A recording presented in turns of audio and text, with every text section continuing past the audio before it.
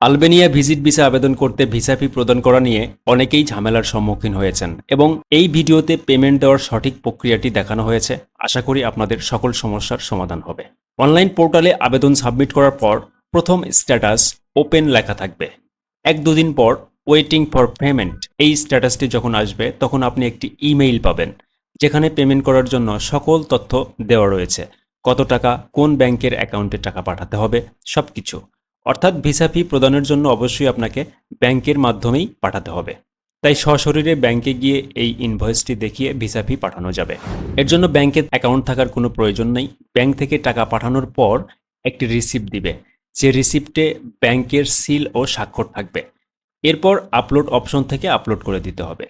Upload করার পর ভেরিফিকেশনে যাবে আপনার পেমেন্টটি সঠিক অথবা সঠিক নয়। যদি সঠিক হয় এবং তাদের অ্যাকাউন্টে পৌঁছে যায় তাহলে অবশ্যই স্ট্যাটাস পরিবর্তন হয়ে ফাইনালি প্রসেসিংয়ে যাবে। এরপর ডিসিশন পাবেন অ্যাপ্রুভ অথবা রিজেক্ট।